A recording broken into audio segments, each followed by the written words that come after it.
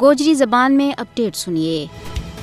تنازع کشمیر 7 دہائیاں تو اقوام متحدہ کی سلامتی کونسل کا ایجنڈا پر ایک بین الاقوامی تنازع کا طور پر موجود ہے۔ بھارت کے زیر تسلط جموں کشمیر کا عوام گزشتہ 77 سالاں تو بھارت کی غلامی ماں زندگی کا تلخ ایام گزارے آئے۔ یہ قضیہ اقوام متحدہ کا ایجنڈا پر سب تو پرانو قضیہ ہے۔ جنوبی ایشیا میں یہ واحد خطہ ہے جس کا لوگوں نے آج توڑی اپنا سیاسی مستقبل کا تعین کو موقع فراہم نہیں کی ہوئی ہو۔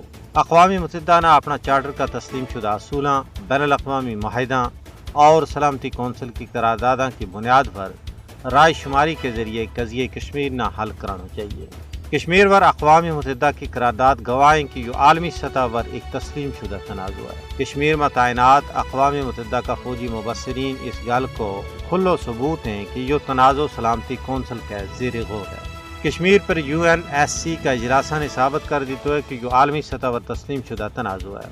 کشمیری عوام کی بے مثل و مثال قربانی ہے جنہوں نے عالمی سطح پر اس تنازع نہ اجاگر کی ہوا ہے۔ سب تو اہم گل یہ ہے کہ پاکستان نے بھی علاقائی اور بین الاقوامی سطح پر قضیہ کشمیر نہ اجاگر کرنے میں مجھ اہم اور کلیدی کردار ادا کی ہوا ہے۔ مودی حکومت کا 5 اگست 2019 کا غیر قانونی اقدامات جموں کشمیر کی بین الاقوامی سطح پر تسلیم شدہ حیثیت نہ کسی بھی صورت میں تبدیل نہیں کر سکتا۔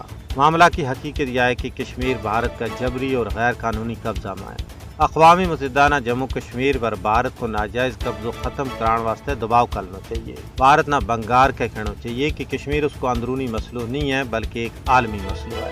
کشمیر میں مودی حکومت کا وحشیانہ اقدامات علاقائی امن و استحکام واسطے سنگین خطرہ ہے۔ کشمیریوں کو حق ہے کہ وہ اپنی مرضی اور منشا کے مطابق تنازع کشمیر کو تصفیہ ڈھونڈے۔ پاک بھارت کے بچکار امن واسطے تنازع کشمیر کو حل ضروری ہے۔ اقوام متحدہ کی بیسی بھارت نہ کشمیر میں ظلم و جبر کرنے کو حوصلہ دے رہی ہیں۔ یہ اقوام متحدہ کی ذمہ داری ہے کہ وہ ریاست جموں کشمیر کا حوالہ نال اپنی پاس شدہ قراردادوں پر عمل درآمد کراوے۔